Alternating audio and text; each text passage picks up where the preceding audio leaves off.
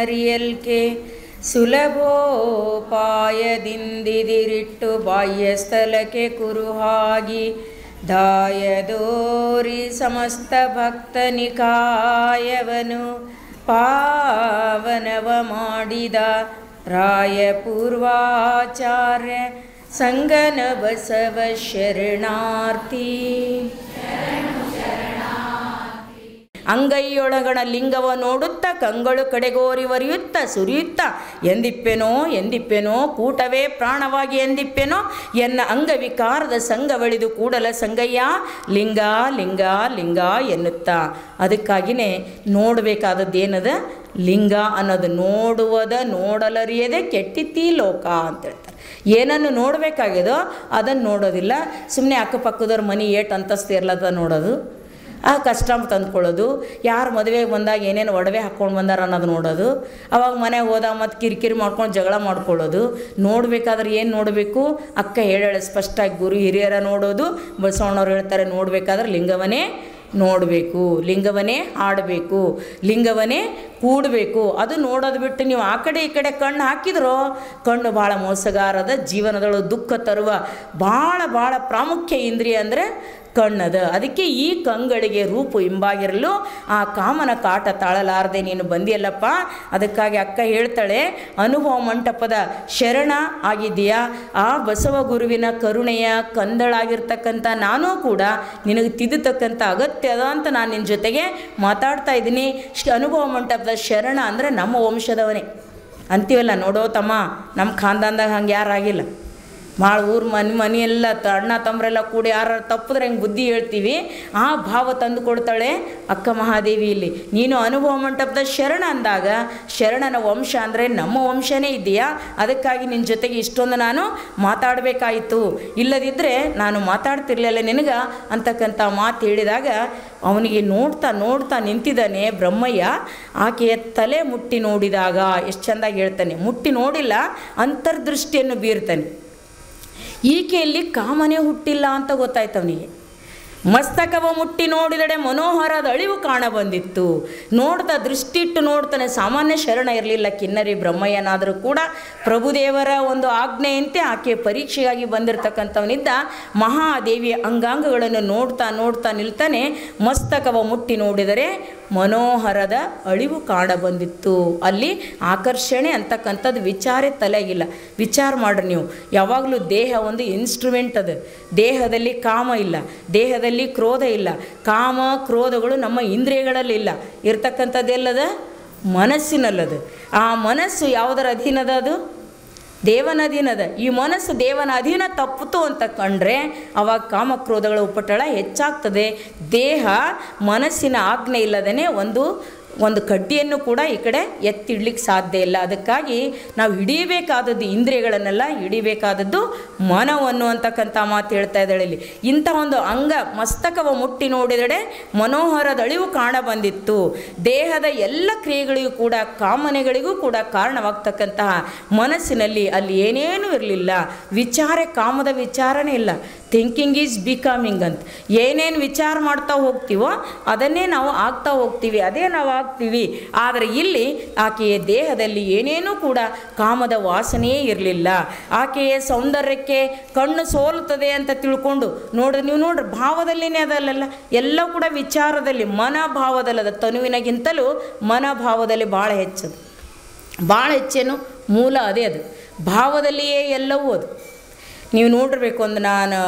ನೀವು ನೋಡಿರ್ತಿರೋದು ಮತ್ತು ಯಾವುದು ಅದೇ ಸಂಪತ್ತಿಯ ಸವಾಲು ನೋಡಿದ್ದೆ, ಅದು ಹೇಳೋದೇ. ಅದ್ರ ನೋಡುವಾಗ ಅದನ್ನು ನೀವು ನೋಡ್ರಿ, ಅದರೊಳಗೆ ಶ್ರೀಮಂತ ನಿಂತಿರ್ತಾನೆ, ಚಂದ ಹಿಂಗೆ ಸಣ್ಣ ಹುಡುಗಿ ಗೋಲಿ ಹಾಕ್ಕೊಂಡು ಹಿಂಗೆ ಆಡಿಸ್ಕೋತ ಲಂಗದ ಮೇಲೆ ಇದು ಓಡ್ನಿ ಲಂಗ ಹಾಕ್ಕೊಂಡು ಭಾಳ ಸುಂದರ ಹುಡುಗಿ ಬರ್ತಿರ್ತಾಳೆ. ಅವು ಭಾಳ ಕೆಟ್ಟ ಕಾಮುಕ ಶ್ರೀಮಂತ ಇರ್ತಾನೆ ಅವನು. ಆವಾಗ ಆರಿಸ್ಕೋತ ಬಂದಾಗ ಪಕ್ಕದ ನಿಂತಂಥ ಆಳಿಗೆ ಹೇಳ್ತಾಳೆ, ನೋಡೋ ಯಾವುದೋ ಹಕ್ಕಿ ಹೊಂಟದ, ಯಾವುದೋ ಹಕ್ಕಿ ಏಟ್ ಸುಂದರದ ಅಂತಾನೆ. ಅಲ್ಲಿ ಸಮೀಪ ಬಂದು ನೋಡ್ತಾನೆ. ಆಕಿ ಯಪ್ಪ ಅಂತಾಳಾಕಿ ಮಗಳಿರ್ತಾಳೆ. ಎಲ್ಲೋಯ್ತು ಭಾವನೆ? ಒಮ್ಮಿಗೆ ಜರ್ರ ಇಳಿದು ಬಿಡ್ತಾನಲ್ಲ. ಎಲ್ಲೋಯ್ತು ಭಾವನೆ? ರೂಪ ನೋಡಿದಾಗ ಏನು ಅನ್ನಿಸ್ತು ಅವನಿಗೆ? ಇದೊಂದು ಹಕ್ಕಿ ಅನ್ನಿಸ್ತು. ಆದರೆ ಯಾವಾಗ ಆಕೆ ಮಗಳಳ ಅಂದ ಕೂಡಲೇ ಕಿಂಚಿತ್ ಕಾಮದ ಭಾವನೆ ಆದರೂ ಇರಬೇಕಲ್ಲ, ಸಾಧ್ಯನ ಇರಲಿಕ್ಕೆ? ಇಲ್ಲ, ಎಲ್ಲವೂ ಹೆಣ್ಣೆ ಅದ ಜೀವನದಲ್ಲಿ. ಹೆಂಡತಿನೂ ಹೆಣ್ಣೆ, ತಾಯಿಯೂ ಹೆಣ್ಣೆ, ಅಕ್ಕನೂ ಹೆಣ್ಣೆ, ತಂಗಿಯೂ ಹೆಣ್ಣೆ, ಗುರುವೂ ಹೆಣ್ಣೆ. ಎಲ್ಲ ಕಡೆ ಹೆಣ್ಣಿದ್ರೂ ಕೂಡ ಹೆಣ್ತನದ ಭಾವ ನಮಗೆಲ್ಲ ಕಡೆ ಬರಲಿಕ್ಕೆ ಸಾಧ್ಯನೇ ಇಲ್ಲ. ಕಾರಣ ಏನಂದ್ರೆ ದೇಹಗಳು ಅವೇ ಇದ್ರೂ ಕೂಡ ಮನೋಭಾವಗಳ ಬದಲಾವಣೆ ಅದಾವೆ. ಮನೋಭಾವಗಳು, ಅದಕ್ಕೇನೆ ಮಹಾದೇವಿಯ ತಾಯಿಯ ಮಸ್ತಕ ಮುಟ್ಟಿ ನೋಡಿದ್ರೆ ಅಲ್ಲಿ ಕಾಮದ ಕಿಂಚಿತ್ ಭಾವವೂ ಕೂಡ ಇಲ್ಲ. ಅದಕ್ಕೇನೆ ಬಸವಣ್ಣವ್ರು ಹೇಳ್ತಾರೆ, ಮೊದಲ ಆಚಾರಕ್ಕಿಂತಲೂ ವಿಚಾರ ಬದಲಾವಣೆ ಮಾಡಿಕೊಡ್ರಿ. ಪರವಧುವನು ಮಹಾದೇವಿ ಎಂಬೆ ಅಂತಕ್ಕಂಥ ಭಾವ ಬಂತಂದರೆ ಜಗತ್ತಿನಲ್ಲಿ ಎಲ್ಲ ಅತ್ಯಾಚಾರಗಳಿಗೆ ಮಂಗಲ ಆಗ್ತದೆ, ಎಲ್ಲ ಅತ್ಯಾಚಾರಗಳು ಮುಕ್ತವಾಗ್ತವೆ. ಪ್ರತಿಯೊಬ್ಬರು ಕೂಡ ಪ್ರತಿಯೊಬ್ಬರಿಗೆ ಪರಶಿವ ಅಂತ ಹೆಣ್ಮಕ್ಳು ಕಾಣಬೇಕು, ಮಹಾದೇವಿ ಅಂತ ಗಂಡು ಮಕ್ಕಳು ಕಾಣಬೇಕು. ಆವಾಗ ನೀವು ನೋಡ್ರಿ ಜೀವನ ಎಷ್ಟು, ಎಲ್ಲಿ ಹೋದರೂ ಕೂಡ ಗಾಂಧೀಜಿ ಕನಸು ಕಂಡಿದ್ರಲ್ಲ, ರಾತ್ರಿ 12 ಗಂಟೆಗೆ ಒಡವೆ ಧರಿಸಿದ ಹೆಣ್ಣುಮಗಳು ಎಂದು ಭಾರತದ ನಡು ರಸ್ತೆಯಲ್ಲಿ ನಡೀತಾಳೋ ಅವತ್ತೇ ಸ್ವತಂತ್ರ ಆಯ್ತು ಅಂದ್ಕೊಂಡಿನಿ ನಾನು ಅಂತ ಹೇಳ್ತಾರಲ್ಲ. ಈ ಭಾವ ಸ್ವಾತಂತ್ರ್ಯ ಭಾಳ ಮುಖ್ಯವಾಗಿರೋದು. ಪ್ರತಿಯೊಬ್ಬರ ಮನಸ್ಸಿನಲ್ಲಿರ್ತಕ್ಕಂಥ ಕಾಮದ ಬಂಧನ ಏನದಲ್ಲ ಅದರಿಂದ ಮುಕ್ತ ಆಗಬೇಕು. ಎಲ್ಲ ರೀತಿಯ ಕಾಮಗಳು ಕೂಡ ಜಗತ್ತಿನಲ್ಲಿ ತೊಳೆದು ಹೋಗ್ತವೆ. ಅದಕ್ಕೆ ಭಾವದಲ್ಲಿಯೇ ಕೇಂದ್ರೀಕೃತವಾಗಿದ್ದಾವೆ ಕಾಮಕ್ರೋಧಗಳೆಲ್ಲವೂ ಕೂಡ. ಅದಕ್ಕೆ ದೇಹ ಹಿಡಿ ಅಂದರೆ ಹಿಡಿತದೆ, ಬಿಡು ಅಂದರೆ ಬಿಡುತ್ತದೆ. ಮಸ್ತಿಷ್ಕದಲ್ಲಿರ್ತಕ್ಕಂಥ ಭಾವ ಬದಲಾವಣೆ ಆಗಿರೋದನ್ನು ನೋಡ್ತಾನೆ. ಕಾಮವೇ ಹುಟ್ಟಿಲ್ಲ ಇವಳಲ್ಲಿ. ಮಂಡಲವ ಮುಟ್ಟಿ ನೋಡಿದಡೆ ಮೂರ್ತಿಯ ಅಳಿವು ಕಾಣ ಬಂದಿತ್ತು. ಆಕೆಯ ಮುಖ, ಆಕೆಯ ಕಂಗಳು ನೋಡಿದ್ರಲ್ಲಿ ಮೂರ್ತಿನೇ ಇಲ್ಲ, ಅರ್ಥಾತ್ ರೂಪನೇ ಕಾಣಲ್ಲಕ್ಕೆಗೆ, ನಿರೂಪ ಕಾಣ್ತದೆ, ನಿರಾಕಾರ ಕಾಣ್ತದೆ. ಯಾರನ್ನೇ ಆಕೆ ನೋಡಲಿ ಚೈತನ್ಯವನ್ನು ನೋಡ್ತಾಳೆ ಹೊರತಾಗಿ ಹೊರಗಿನ ದೇಹವನ್ನು ನೋಡೋದಿಲ್ಲ. ಹಾಗಾಗಿತ್ತು ಮಹಾದೇವಿಯ ಕಣ್ಣು. ಗಂಡು ಹೆಣ್ಣು ಅನ್ನೋದು ಕಾಣ್ತಾನೆ ಇರಲಿಲ್ಲ, ಆಕೆಗೆ ಚೈತನ್ಯ ಕಾಣ್ತಿತ್ತು. ಕೊರಳ ಮುಟ್ಟಿ ನೋಡಿದರೆ ಗರಳಧರನ ಇರುವು ಕಾಣ ಬಂದಿತ್ತು. ಗರಳಧರ ಅಂದರೆ ಶಿವ, ವಿಷ ಕುಡಿತಕ್ಕಂಥವನು. ವಿಷ ಕೊಂಡು ಹೆಂಗೆ ಅರಗಿಸಿಕೊಂಡನಲ್ಲ ವಿಷ ಕುಡಿದು, ಅಂತಹ ಒಂದು ಗಟ್ಟಿತನ ಆಕೆಯ ಧ್ವನಿಯಲ್ಲಿ ನನಗೆ ಕಾಣ ಬಂದಿತ್ತು. ಅದಕ್ಕಾಗಿ ಆಕೆ ಅದಕ್ಕೇನೆ ಹೇಳ್ತಾರೆ, ವಿಷ ಅಮೃತ ಯಾವಾಗ ಆಗ್ತದ ಅಂತ ಕೇಳಿದ್ರೆ ನೀನೊಲಿದಡೆ ವಿಷವು ಅಮೃತಬಹುದಯ್ಯ ಅಂತ ನಾವು ಹೇಳ್ತೀವಿ. ಆ ಗಟ್ಟಿತನ ಒಬ್ಬ ಸಾಧಕರಿಗೆ ಬರಬೇಕು. ಮೀರಾ ತನ್ನ ಭಜನದಲ್ಲಿ ಭಾಳ ಚೆಂದಾಗಿ ಆಡ್ತಾಳೆ. ಆಕೆಗೂ ಕೂಡ ಭಾಳ ಕಷ್ಟ ಕೊಟ್ಟವರ ಮೈದನ ರಾಣ ತಾನೇ ಮದುವೆ ಆಗಬೇಕು, ಆಕಿನ ಬಿಡಬಾರ್ದು ಅಂತ ತಿಳ್ಕೊಂಡು ಭಾಳ ಕಷ್ಟ ಕೊಟ್ಟ. ವಿಷ ಕೂಡ ಕುಡ್ಲಿಕ್ಕೆ ಕೊಟ್ಟ. ಆದರೆ ಆ ಒಂದು ಕಾಮದ ವಾಸನೆಯೂ ಕೂಡ ಇಲ್ಲದೆ ಇರ್ತಕ್ಕಂಥ ಮೀರಾ ಎಷ್ಟು ಚೆಂದಾಗಿ ಹೇಳ್ತಾಳೆ, ಮೀರಾ ಮಗನ್ ಭಯಿ ಹರಿಕೆ ಗುಣಗಾಯ್, मीरा मगन भई हरि के गुण गाय, जहर का प्याला राणा भेजा अमृद्दीन बनाए. जहर का प्याला ಅಂದರೆ ವಿಷದ ಬಟ್ಟಲು ಕಳಿಸಿದ, ನಾನು ಸ್ನಾನ ಮಾಡಿ ನ್ಯಾಯ ಧೋಕರ್ ಪೀವಣಿರಾಗಿ ಹೋ ಅಮೃತ್ ಅಂಚಾಯ್. ನಾನು ಯಾವಾಗ ಸ್ನಾನ ಮಾಡಿ ಅಂತ ಕೇಳ್ತಾಳೆ. ಸ್ನಾನ ಮಾಡಿ ಅರ್ಥಾತ್ ದೇವ ಧ್ಯಾನ ಮಾಡಿ ಆ ವಿಷದ ಬಟ್ಟಲು, ಅದು ವಿಷದ ಹಾವಿನ ವಿಷದ ಬಟ್ಟಲು ಯಾವಾಗ ಬಾಯಿಗಿಟ್ನೋ ಅದು ಅಮೃತ ಆಗೋಯ್ತು. ಮೀರಾಕೆ ಪ್ರಭು ಸದಾ ಸಹಾಯಿ ರಾಜಿ ವಿಘ್ನ ಹಟಾಯಿ. ಯಾವಾಗಲೂ ಯಾರು ಸಮರ್ಪಿತ ಆಗಿರ್ತಾರೋ ಅಂಥವರಲ್ಲಿ ಎಂದೆಂದೂ ಕೂಡ ಕಷ್ಟಗಳನ್ನು ಎದುರಿಸ್ತಕ್ಕಂತಹ ತಾಕತ್ತು ಕಡಿಮೆ ಆಗೋದಿಲ್ಲ. ದೇವ ಸಹಾಯನೇ ಅವ್ರ ಜೊತೆಗಿರ್ತದೆ. ಅಂಥ ಒಂದು ವಿಷ ಕುಡಿತಕ್ಕಂತಹ ಸಾಮರ್ಥ್ಯ ಈಕೆಯಲ್ಲಿ ನಾನು ಕಂಡೆ. ಬಸಿರ ಮುಟ್ಟಿ ನೋಡಿದಡೆ ಬ್ರಹ್ಮಾಂಡ ಕಾಣ ಬಂದಿತ್ತು. ಬಸಿರ ಅಂದ್ರೆ ಹೊಟ್ಟೆ ಮುಟ್ಟಿ ನೋಡಿದರೆ ಇಡೀ ಬ್ರಹ್ಮಾಂಡವನ್ನೇ ಅಡಗಿಸಿಕೊಂಡಿರ್ತಕ್ಕಂತಹ ಪರಶಿವ ಚೈತನ್ಯ ಇವಳು. ಸಾಮಾನ್ಯ ಅಲ್ಲ, ಅಷ್ಟು ಇಷ್ಟು ಅಂತಕ್ಕಂಥದ್ದಲ್ಲ. ಇಡೀ ಬ್ರಹ್ಮಾಂಡವನ್ನು ತನ್ನ ಹೊಟ್ಟೆ ಇಟ್ಟುಕೊಂಡಿರ್ತಕ್ಕಂಥ ಪರಶಿವ ಚೈತನ್ಯ. ಬಾಯಲ್ಲಿ ಬ್ರಹ್ಮಾಂಡ ಅಂತ ನಾವು ಭಾಳ ಸಲ ಅಂತಿರ್ತೀವಿ ನೋಡ್ರಿ. ಯಾರು ಕೃಷ್ಣನ ಬಾಯಲ್ಲಿ ಬ್ರಹ್ಮಾಂಡ ಇತ್ತು ಅಂತ, ಅಕ್ಕನ ಮೈಯಲ್ಲೆಲ್ಲ ಬ್ರಹ್ಮಾಂಡನೇ ಇತ್ತು ಅಂತ ಹೇಳ್ತಾರೆ. ಬ್ರಹ್ಮಾಂಡ ಅರ್ಥಾತ್ ವಿಶಾಲವಾಗಿರ್ತಕ್ಕಂಥ ಭಾವ. ಗುಹ್ಯವ ಮುಟ್ಟಿ ನೋಡಿದಡೆ ಕಾಮದಹನ ಕಾಣ ಬಂದಿತ್ತು. ವಿಷಯ ರಸವೇ ಬತ್ತಿ ಹೋಗಿತ್ತವಳಲ್ಲಿ ಮಹಾಲಿಂಗ ತ್ರಿಪುರಾಂತಕ ದೇವ ಮಹಾದೇವಿ ಎಕ್ಕನ ನಿಲುವನರಿಯದೆ ಅಳುಪಿ ಕೆಟ್ಟೆನಯ್ಯ. ಆಕೆಯ ಎದುರಿಗೆ ಬಂದಾಗ ಆಕೆ ನಿಲುವು ಅರಿಯದೆ ಏನೇನೋ ಎಷ್ಟೆಷ್ಟೋ ಮಾತುಗಳನ್ನು ಆಡಿದನಲ್ಲ ಅಂತ ತಿಳ್ಕೊಂಡು ನೋಡ್ತಾ ಗಂಭೀರವಾಗಿ ನಿಂತಿರ್ತಕ್ಕಂಥ ಬ್ರಹ್ಮಯ್ಯನಿಗೆ ಅಕ್ಕನೇ ಕೊನೆಯದಾಗಿ ಮಾತಾಡಿಸ್ತಾಳೆ. ಕೇಳು, ಶರಣನಾಗಿದ್ದೆ ಅಂತ ಹೇಳಿದರೆ ಒಂದು ಮಾತು ಹೇಳ್ತೀನಿ, ನನ್ನ ನಿಲುವು ಕೇಳು. ಇನ್ನೆಂದೂ ಇಂತಹ ಹೆಣ್ಣುಮಕ್ಕಳ ಮೇಲೆ ಕಣ್ಣು ಹಾಕಬೇಡ. ಸತ್ತಾದಡೆ ಶರೀರಂ ಪೋದಡೆ ಪೋಗಲಿ ಲೋಕದ ಗಂಡರನೊಲ್ಲೆ. ಸತ್ತು ಹೋದರೂ ಕೂಡ ಶರೀರ ಹೋದರೂ ಲೋಕದ ಗಂಡರನ್ನು ನಾನು ಎಂದೆಂದೂ ನಾನು ಬಯಸೋದಿಲ್ಲ ಅಂತ ಹೇಳಿದಾಗ ಸಾಷ್ಟಾಂಗ ಎರಗ್ತಾನೆ. ಅಕ್ಕಿನ ನಿಲುವು ನೋಡಿ ಶರಣಾರ್ಥಿ ಎಲೆ ತಾಯಿ ನಮ್ಮವ್ವ. ಈಗ ಸಾಷ್ಟಾಂಗ ಕಾಲು ಹಿಡ್ಕೊಂಡು ಬಿಡ್ತಾನೆ. ಕೊನೆಗೆ ಶರಣಾರ್ಥಿ ಶರಣಾರ್ಥಿ ಎಲೆ ತಾಯಿ ನಮ್ಮವ್ವ, ಶರಣಾರ್ಥಿ ಶರಣಾರ್ಥಿ ಕರುಣ ಸಾಗರ ನಿಧಿಯೇ, ದಯಾಮೂರ್ತಿ ತಾಯೇ ಶರಣಾರ್ಥಿ, ಮಹಾಲಿಂಗ ತ್ರಿಪುರಾಂತಕ ನೊಡ್ಡಿದ ತೊಡಕು ನೀವು ಬಿಡಿಸಿದರಾಗಿ, ನಿಮ್ಮ ದಯದಿಂದ ನಾನು ಹುಲಿ ನೆಕ್ಕಿ ಬದುಕಿದೆನು ತಾಯೇ, ಹುಲಿ ನೆಕ್ಕಿ ಬದುಕಿದೆನು. ನಿಮ್ಮ ಪರೀಕ್ಷೆ ಮಾಡೋದು ಅಂತ ಕೇಳಿದ್ರೆ ಹುಲಿ ನೆಕ್ಕಿ ಯಾರಾದರೂ ಜೀವನದಾಗ ಬದುಕಿದವರು ಅದಾರ? ಬದುಕಲ್ಲ.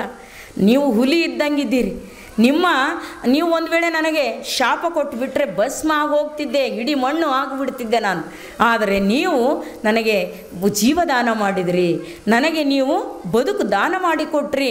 ಅದಕ್ಕಾಗಿ ನಿಮ್ಮ ಕ್ಷಮಾಗುಣಕ್ಕೆ ನಾನು ಶರಣಂತೀನಿ ತಾಯಿ. ನಿನ್ನ ಪರೀಕ್ಷೆ ಮಾಡಿ ನಾನು, ಇದು ತ್ರಿಪುರಾಂತಕ ನೊಡ್ಡಿದ ಮಾಯೆಯಾಗಿತ್ತು, ನಾನಾದರೂ ಇಷ್ಟಪಟ್ಟು ಬಂದವನಲ್ಲ. ಅನುಭವ ಮಂಟಪದ ಪ್ರಭುದೇವರು ಪರೀಕ್ಷೆಗಾಗಿ ಕೊನೆಯ ಪರೀಕ್ಷೆ ಆಕೆಗೆ. ಯಾಕಂದರೆ ಅವ್ರು ಹೇಳಿದರು ಎಲ್ಲರ ಒಳಗೆ ಆಸೆಗಳು ಸತ್ತವಂದರೂ ಕೂಡ ಯಾವಾಗ ಹೇಳ್ತಾವೋ ಯಾರಿಗೆ ಗೊತ್ತದ.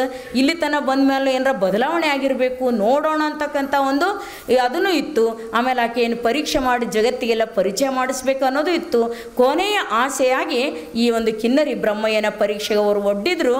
ಕಿನ್ನರಿ ಬ್ರಹ್ಮಯ್ಯನಿಗೆ ಅನ್ನಿಸ್ತು ಈಕೆಯನ್ನು ಪರೀಕ್ಷೆ ಮಾಡೋದು ಒಂದೇ, ಹುಲಿಯನ್ನು ನೆಕ್ಕಿ ಬದುಕೋದು ಒಂದೇ, ಅಸಾಧ್ಯವಾದ ಮಾತು. ಅದಕ್ಕಾಗಿ ತಾಯಿ ನೀನು ಕ್ಷಮಿಸಿದ್ದಿ ಅಂತ ಹೇಳುವವರೆಗೆ ನನ್ನ ಜನ್ಮಕ್ಕೆ ನಿನ್ನ ಮನ ನೋಯಿಸಿದ ಪಾಪ ನನಗೆ ಬರ್ಬೋದು, ಅದಕ್ಕೆ ನೀನು ಕ್ಷಮಿಸಿದೆ ಅನ್ನುವರೆಗೆ ನಿನ್ನ ಪಾದ ನಾನು ಬಿಡಲಾರೆ ಅಂತ ಗಟ್ಟಿಯಾಗಿ ಹಿಡ್ಕೊಂಡು ನಿಂತಾಗ ಮಹಾದೇವಿ ಅಕ್ಕ ಹೇಳ್ತಾಳೆ, ಕ್ಷಮಾರರು ಶರಣರೆಂದು ಕೂಡ ನೀವು ಶಾಪ ಕೊಟ್ಟರು ನನಗೆ ಏನಾಗ್ತಿತ್ತೋ, ಏನೂ ಆಗ್ಬೋದಾಗಿತ್ತು. ಆದರೆ ಶಾಪ ಕೊಡೋರು ಶರಣರಲ್ಲ, ಅವರು ತಾಪ ಕಳೆಯುವವರು ಶರಣರು. ಯಾರೊಳಗೆ ಏನು ತಾಪ ಇರ್ತದೋ ಆ ತಾಪವನ್ನು ಕಳೀತಾರೆ ಹೊರತಾಗಿ ಶಾಪ ಕೊಡುವವರಲ್ಲ. ಎಂದು ತಾವು ನೊಂದುಕೊಂಡ್ರು ಅವ್ರಿಗೆ ತಾಪಾದೀತು ಅಂತ ನೊಂದುಕೊಳ್ಳುವವರು ಅಲ್ಲ. ಅದಕ್ಕಾಗಿ ಹೇಳ್ತಾಳೆ, ಶರಣರ ಲಕ್ಷಣ ಶಾಪ ಕೊಡುವುದಲ್ಲ, ಒಳಗಿರ್ತಕ್ಕಂಥ ತಾಪ ಕಳೆಯೋದದ. ಅದಕ್ಕೆ ಹೇಳು ನೀನು ಕ್ಷಮಿಸಿದ್ದೀನಿ ಅಂದರೆ, ಇಲ್ಲ ನೀವು ಹೇಳಬೇಕು ನನಗೆ ಕ್ಷಮಿಸಿದ್ದೀನಿ ಅಂತ ಹೇಳಿದಾಗ ಭಾಳ ಒತ್ತಾಯ ಮಾಡಿ ಕಣ್ಣೀರಿಂದ ಪಾದ ತೊಳಿತಾನೆ. ಅವಾಗ ಹೇಳ್ತಾಳೆ ಕಿನ್ನರಿ ಬ್ರಹ್ಮಯ್ಯ, ಎನ್ನಂತೆ ಪುಣ್ಯಗೈದವರುಂಟೆ, ಎನ್ನಂತೆ ಭಾಗ್ಯಗೈದವರುಂಟೆ. ಕಿನ್ನರನಂತಪ್ಪ ಸೋದರ ನನಗೆ, ನೀನಿಂದು ನನ್ನ ಸೋದರನಾದಿ ಹೇಳು ಅಂತ ಹೇಳ್ತಾಳೆ. ನೀನಿನ್ನು ನನ್ನ ಸೋದರನಾದಿ ಕಿನ್ನರನಂತಪ್ಪ ಸೋದರ ನನಗೆ 7 ಜನ್ಮದಲ್ಲಿ ಶಿವಭಕ್ತರೇ ಬಂಧುಗಳನಿಗೆ, ಚೆನ್ನ ಮಲ್ಲಿಕಾರ್ಜುನನಂತಪ್ಪ ಗಂಡ ನೋಡಾಯನಿಗೆ. ನನ್ನ ಸಂಸಾರ ಇಷ್ಟು ಚಲೋ ಅದ ಅಂತ ಹೇಳಿದರೆ ಕಿನ್ನರಿ ಬ್ರಹ್ಮಯ್ಯನಂತ ತಪ್ಪು ಒಪ್ಪಿಕೊಂಡು ಪಶ್ಚಾತ್ತಾಪ ಪಡ್ತಕ್ಕಂತಹ ಸಹೋದರ ನನಗದನ. 7 ಜನ್ಮದಲ್ಲಿಯೂ ಕೂಡ ಶರಣರೇ ನನ್ನ ಸಂಗಾತಿಗಳದರ, ಚೆನ್ನ ಮಲ್ಲಿಕಾರ್ಜುನನೇ ನನ್ನ ಪತಿ ಅದಾನ ಅಂತ ತಿಳ್ಕೊಂಡು ಅವನಿಗೆ ಕ್ಷಮಾ ಮಾಡಿದ ನಂತರ ಎದ್ದು ಕಣ್ಣೀರಿನಿಂದ ಪಾದ ತೊಳೆದು ಎದ್ದು ಹೋಗುವ ಮುನ್ನ ಹೇಳ್ತಾನೆ, ತಾಯಿ ನಾನು ಮುಂದೆ ಹೋಗ್ತೀನಿ, ಅನುಭವ ಮಂಟಪದಲ್ಲಿ ಶರಣರು ನಿಮ್ಮ ದಾರಿ ನೋಡ್ತಾ ಇದ್ದಾರೆ, ದಯವಿಟ್ಟು ಬೇಗನೆ ಬನ್ನಿ ಅಂತ ಹೇಳಿ ಕರೆದು ಮತ್ತೊಮ್ಮೆ ಸಾಷ್ಟಾಂಗ ಹಾಕಿ ಹಿಂದೆ ತಿರುಗ್ತಾ ಕರುಣಾ ದೃಷ್ಟಿಯಿಂದ ಆಕೆ ಮಾಡಿರ್ತಕ್ಕಂಥ ಕರುಣೆಯನ್ನು ನೆನೆಸ್ತಾ ಹೋಗ್ತಾ ಇದ್ದಾನೆ. ಇನ್ನು ನೋಡ್ತಾಳೆ ತಾಯಿ, ತನ್ನ ಮೈ ಬೆತ್ತಲೇನೆ ಅದು. ಇನ್ನು ಹೋಗ್ತಕ್ಕಂಥದ್ದು ಅನಿವಾರ್ಯದ ಅನುಭವ ಮಂಟಪಕ್ಕೆ. ಇದು ಶಿವನ ಇಚ್ಛೆ ಅದ, ಚೆನ್ನಮಲ್ಲಿಕಾರ್ಜುನನ ಇಚ್ಛೆ ಅಂತ ಕಾಣ್ತದೆ. ಇನ್ನೇನು ಮಾಡೋದು, ಅಲ್ಲಿಗೆ ಹೋಗಿ ಅದೇ ರೀತಿಯಾಗಿ ಶರಣರು ನನ್ನನ್ನು ಹೇಗೆ ಸ್ವೀಕಾರ ಮಾಡ್ತಾರೋ ಹಾಗೆ ಹೋದ್ರಾಯ್ತು, ಚೆನ್ನನ ಮೀಸಲ ಸತಿ ಇದ್ದೀನಿ ನಾನು ಅಂತ ತಿಳ್ಕೊಂಡು ಅನುಭವ ಮಂಟಪದ ಕಡೆ ಹೋಗಬೇಕು ಅಂತ ಹೆಜ್ಜೆ ಹಾಕಲಿಕ್ಕೆ ನೋಡ್ತಾಳೆ. ಅನುಭವ ಮಂಟಪ ಇನ್ನೇನು ಪ್ರಾರಂಭ ಆಗ್ತದೆ ಅಂತ ಹೇಳಿ ಹೋಗಿದ್ದ ಕಿನ್ನರಿ ಬ್ರಹ್ಮಯ್ಯ ನೆನೆಸ್ಕೊಳ್ತಾಳೆ. ಅನುಭವ ಮಂಟಪ, ಅಲ್ಲಮ ಪ್ರಭು, ಬಸವಣ್ಣನವರು, ಸಿದ್ದರಾಮೇಶ್ವರ, ಚನ್ನಬಸವಣ್ಣ, ಅಕ್ಕನಾಗಮ್ಮ, ನೀಲಮ್ಮ ಇವರನ್ನೆಲ್ಲ ನೆನೆಸ್ಕೊಂಡಾಗ ಹಬ್ಬ ಮೈ ರೋಮಾಂಚನ ಅನ್ನಿಸ್ತದೆ, ಒಂದು ಅಳುಕು ಕೂಡ ಆಗ್ತದೆ. ಹೀಗೆ ದಿಗಂಬರತ್ವವನ್ನೇ ಉಟ್ಟುಕೊಂಡು ಬಂದಿರತಕ್ಕಂಥ ನನಗೆ ಹೇಗೆ ಕರೆದುಕೊಳ್ತಾರೋ ಏನೋ, ಮತ್ತು ಅಲ್ಲಿನೂ ಏನಾದರೂ ಇದೆಯೋ ಏನೋ ಅಂತಕ್ಕಂಥ ಅಳುಕು ಒಂದು ಕ್ಷಣ ಅನ್ನಿಸ್ತದೆ. ಆದರೂ ಕೂಡ ಆಕೆ ಅಂತಳೆ, ಇಲ್ಲ ಅವರೆಲ್ಲ ಅಸಾಮಾನ್ಯರದರ, ಒಬ್ಬರಲ್ಲ ಇಬ್ಬರಲ್ಲ, ಚೆನ್ನ ಮಲ್ಲಿಕಾರ್ಜುನನ ಸಂಪೂರ್ಣ ಪರಿವಾರವೇ ಕಲ್ಯಾಣದಲ್ಲಿ ಧರೆಗಿಳಿದು ಬಂದಿದೆ. ಅಂದ ಬಳಿಕ ಅವರಂತಹ ಕಠಿಣ ಹೃದಯಗಳು ಆಗೋದಿಲ್ಲ ಅಂತ ಹೆಜ್ಜೆ ಇಡ್ತಾಳೆ. ಅನುಭವ ಮಂಟಪ ಕಾಣಿಸ್ತಾ ಇರ್ತದೆ. ಆ ನೆಲದ ಮೇಲೆ ಕಾಲಿಟ್ಟಂಗಿಟ್ಟಂಗೆಲ್ಲ ರೋಮಾಂಚನ ಆಗಕ್ಕೆ ಪ್ರಾರಂಭ ಆಗ್ತದೆ. ನೋಡ್ತಾಳೆ ಮಹಾದೇವಿ ಮೊಟ್ಟ ಮೊದಲಿಗೆ ಆ ಬಸವಣ್ಣ ಓಡಾಡಿದ ಕಲ್ಯಾಣದ ಮಣ್ಣು ತಗೊಂಡು ತಲೆಗೆ ಹಚ್ಚಿಕೊಂಡು ಭಸ್ಮವಾಗಿ ಹಚ್ಕೊಂಡು ಹೇಳ್ತಾಳೆ, ಅಯ್ಯ ನಿಮ್ಮ ಶರಣರು ಮೆಟ್ಟಿದ ಧರೆ ಪಾವನವಯ್ಯ. ಅಯ್ಯ ನಿಮ್ಮ ಶರಣರಿದ್ದ ಪುರವೇ ಕೈಲಾಸಪುರವಯ್ಯ. ಅಯ್ಯ ನಿಮ್ಮ ಶರಣರು ನಿಂದುದೇ ನಿಜ ನಿವಾಸವಯ್ಯ. ಚನ್ನಮಲ್ಲಿಕಾರ್ಜುನಯ್ಯ ನಿಮ್ಮ ಶರಣ ಬಸವಣ್ಣನಿದ್ದ ಕ್ಷೇತ್ರ ಅವಿಮುಕ್ತ ಕ್ಷೇತ್ರವಾಗಿ ಆನುಸಂಗನ ಬಸವಣ್ಣನ ಶ್ರೀಪಾದಕ್ಕೆ ನಮೋ ನಮೋ ಎಂಬೆನು. ಅಲ್ಲೇ ನಿಂತು ಗುರು ಬಸವಣ್ಣನವರನ್ನು ನೆನೆದು ಮೊದಲ ಶರಣ ಅವರಿಗೆ ಸಲ್ಲಿಸ್ತಾಳೆ. ಇದು ಅವಿಮುಕ್ತ ಕ್ಷೇತ್ರ ಅದ. ಇಲ್ಲಿರ್ತಕ್ಕಂತಹ ಶರಣರು ಇವರು ಮುಕ್ತರದರ, ಆದರೂ ಕೂಡ ಅವಿಮುಕ್ತರದರ. ಭಾಳ ಸಲ ಮಾತಾಡುವಾಗ ಹೇಳಿ ನಾನು, ಅವಿಮುಕ್ತ ಕ್ಷೇತ್ರ ಅಂದ್ರೆ ಮತ್ತೇನಲ್ಲ, ಮುಕ್ತಿ ಕ್ಷೇತ್ರನೇ. ಆದರೂ ಕೂಡ ಮುಕ್ತರಾಗಿರ್ತಕ್ಕಂಥವ್ರು ನಿಂತಿರುವ ಕ್ಷೇತ್ರ ಅದು. ಒಂದು ಕಾರಣ ಅದು, ಮತ್ತೆ ಲೋಕದಲ್ಲಿ ನಿಲ್ಲಲಿಕ್ಕೆ ಒಂದು ಕಾರಣ ಅದ. ತಾವೊಬ್ಬರೇನೇ ನಿಲ್ಲಬಾರ್ದು. ಬುದ್ಧನ ಜೀವನದಲ್ಲಿ ಒಂದು ಘಟನೆ ಬರ್ತದೆ. ಬುದ್ಧ ಕೈಲಾಸ ಸ್ವರ್ಗಕ್ಕೆ ಹೋದನಂತ. ಸ್ವರ್ಗಕ್ಕೆ ಹೋಗಿ ಇನ್ನೇನು ಬಾಗಿಲೊಳಗೆ ಕಾಲಿಡಬೇಕು, ತಿರುಗಿಸಿ ನಿಂತಂತ ಈ ಕಡೆ ಮುಖ ಮಾಡಿ ನಿಂತ. ಅವಾಗ ಅವನು ಹೇಳ್ತಾನೆ, ದ್ವಾರಪಾಲಕ ಸ್ವರ್ಗ ಅದ, ಇದು ಬಂದಿರಿ ಮೇಲೆ ಹತ್ರಿ ಅಂತ ಹೇಳಿದಂತ. ಒಳಗೆ ನಡ್ರಿ ಅಂತ ಹೇಳಿದ್ರೆ ಬುದ್ಧ ಹೇಳ್ತಾನೆ, ಈ ಜಗತ್ತಿನ ಪ್ರತಿಯೊಬ್ಬ ಮಾನವನು ಬುದ್ಧನಾಗಿ ಬರುವವರೆಗೆ ನಾನು ಸ್ವರ್ಗ ಪ್ರವೇಶಿಸಲಾರೆ ಅಂತ ಹೇಳ್ತಾನಂತ. ನಾನು ಇಲ್ಲೇ ಇರ್ತೀನಿ, ಎಲ್ಲರೂ ಬುದ್ಧರಾಗಬೇಕು, ಎಲ್ಲರೂ ಸುಖಿಗಳಾಗಬೇಕು. ಶರಣರು ಕೂಡ ನಾವು ನೋಡ್ತೀವಿ ಯಾಕೆ ನಿಂತಿದ್ರು ಈ ಭೂಮಿ ಮೇಲೆ ಅಂತ ಕೇಳಿದ್ರೆ, ಅವರೆಲ್ಲರೂ ಕೂಡ ಈ ಮರ್ತ್ಯ ಲೋಕದ ಮಹಾಮನೆಯನ್ನು ಹಾಳಾಗಿ ಹೋಗಿರ್ತಕ್ಕಂತಹ ಮಹಾಮನೆ ಮತ್ತೆ ಮಹಾಮನೆಯಾಗಿ ನಿರ್ಮಾಣ ಮಾಡಬೇಕಾಗಿತ್ತು. ಮಹಾಮನೆ ಕಟ್ಟಲೊಸಗ ಇಲ್ಲಿ ನಿಂತವರಿದ್ದರು. ನಿಮ್ಮ ಶರಣರಿದ್ದ ಈ ಕ್ಷೇತ್ರ ಅವಿಮುಕ್ತ ಕ್ಷೇತ್ರ ಅಂತ ಹೇಳ್ತಾಳೆ ಅಕ್ಕ. ಇಲ್ಲೆಲ್ಲರೂ ಮುಕ್ತಾತ್ಮರದರ.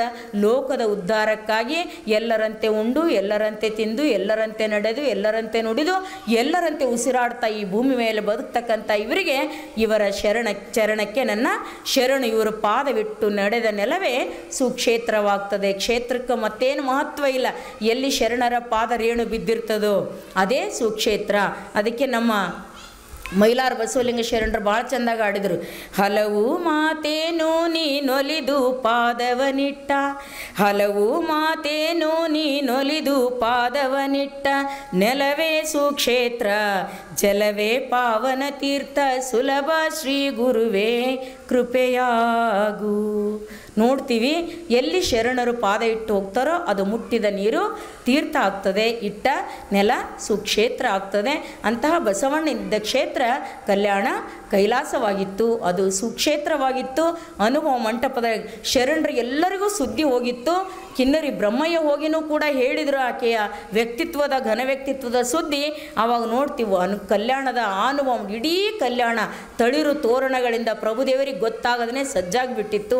ಎಲ್ಲ ಶರಣರ ಮನಸ್ಸಿನಲ್ಲಿ ಹೇಗೆ ಸ್ವಾಗತ ಮಾಡಬೇಕು ಅಂತ ಎಲ್ಲರೂ ಕೂಡ ಆಕೆಯ ಯಾವುದರ ಒಂದು ಸಣ್ಣ ಶಬ್ದ ಆದ ಕೂಡಲೇ ಹೊರಗೆ ನೋಡ್ತಕ್ಕಂತಹ ಬಹುದಿವಸದ ಮಗಳು ಬರ್ತಾ ಇರುವಾಗ ತಾಯಿ ತಂದೆಗಳಿಗೆ ಎಷ್ಟು ಸಂತೋಷ ಆಗ್ತದೋ ಅಂತಹ ಸಂತೋಷದಿಂದ, ಅಷ್ಟೇ ಉತ್ಸಾಹದಿಂದ, ಸಂಭ್ರಮದಿಂದ ಸ್ವಾಗತಿಸಲಿಕ್ಕೆ ನಿಂತಿದ್ದಾರೆ. ಕಳೆದು ಹೋದ ಮಗು ಮಡಿಲ ಸೇರುವ ಮಗುವಿನಂತೆ, ಅನಾಥ ಮಗು ತಾಯಿ ತಂದೆಯನ್ನು ಕಂಡಂತೆ ಮಹಾದೇವಿಯು ಕೂಡ ಭಾವಪೂರಿತಳಾಗಿ ಸುತ್ತಮುತ್ತೆಲ್ಲ ನೋಡ್ತಾ ಆಗ್ತಾನೆ ಹುಟ್ಟಿದ ಮಗು ಕಣ್ಣು ಬಿಟ್ಟು ಸುತ್ತ ಹೆಂಗೆ ನೋಡ್ತದೋ ಹಾಗೆ ಕಲ್ಯಾಣ ಅಂದರೆ ಬರೀ ಕೇಳಿದ್ದುಳಕಿ ಗುರುಲಿಂಗ ದೇವರಿಂದ. ಆ ಕಲ್ಯಾಣ ಅನುಭವ ಮಂಟಪಕ್ಕೆ ನೋಡ್ತಾ ರೋಮಾಂಚಿತಳಾಗಿ ಬರ್ತಾಳೆ. ಇನ್ನೇನು ಸ್ವಲ್ಪ ಒಂದು 4 ಹೆಜ್ಜೆ ಇಡಬೇಕು, ನಿಂತು ಬಿಡ್ತಾಳೆ. ಒಳಗೆ ಹೋಗಲಿಕ್ಕೆ ಧೈರ್ಯ ಆಗೋದಿಲ್ಲ. ಒಳಗೆ ಹೋಗ್ಬೇಕಂದ್ರೆ ಅವರೇ ಕರಿಬೇಕು ಅಂತ ಒಂದು ಸಲ ಕಾಣಿಸ್ತದೆ. ಅಲ್ಲಿ ಬಾಗಿಲಿಗೆ ಬರ್ತಾಳೆ, ಆದರೆ ಇನ್ನೂ ಒಳಗೆ ಹೋಗೋದಿಲ್ಲ. ನೋಡೋಣ ಆಕೆಗೆ ಅವರೇ ಕರೀತಾರೋ ತಾನೇ ಒಳ ಪ್ರವೇಶ ಮಾಡ್ತಾಳೋ ಅನುಭವ ಮಂಟಪದಲ್ಲಿ. ಇನ್ನೊಂದು ನಾಳೆ ದಿವಸ ಅತ್ಯಂತ ಮಹತ್ವಪೂರ್ಣವಾಗಿರ್ತಕ್ಕಂಥ ಅಕ್ಕನ ಜೀವನದಲ್ಲಿಯ ಘಟನೆ, ಅಕ್ಕನಿಗೆ ಅಕ್ಕ ಎಂದು ಹೆಸರು ಬಂದಿರತಕ್ಕಂಥ ಘಟನೆ. ನೀವೇನೇ ಮಳೆ ಇರಲಿ ಚಳಿ ಇರಲಿ ನಾಳೆ ತಪ್ಪಿಸ್ಕೊಳ್ಳುವಂಗಿಲ್ಲ. ಇಲ್ದಾಗೆ ಹೋಗೋರು ನಾವು ಸುಖವಾಗಿ ಅಂತ ಹಂಗೆ ಮಾಡಬೇಡ್ರಿ. ಸ್ವಲ್ಪ ಕಷ್ಟಪಡ್ಬೇಕು. ಅಕ್ಕ ಅಷ್ಟು ಕಷ್ಟಪಟ್ಟಾಳಂದ್ರೆ ಬಹುತ್ ಗೈ ಥೋಡಿ ರಹಿ ಥೋಡಿ ಭಿ ಅಬ್ ಜಾಯ್ ತಾಲ್ ಮೇ ಭಂಗ ನ ಪಾಯ್. ಇನ್ನು 2-3 ದಿನ ಆದಮೇಲೆ ನೀವು ಮತ್ತೆ 4 ದಿನ ಇಲ್ಲೇ ಬಂದು ಕೂಡ್ತೀನಿ ಅಂದ್ರೆ ಎಲ್ಲಿ ಸಿಗ್ತದೆ ಈ ವಾತಾವರಣ ನಿಮಗೆ? ಅಕ್ಕ ಎಲ್ಲಿ ಸಿಗ್ತಾಳೆ? ಸಾಧ್ಯನೇ ಇಲ್ಲ. ಅದಕ್ಕಾಗಿ ಇನ್ನೊಂದು 3 ದಿವಸ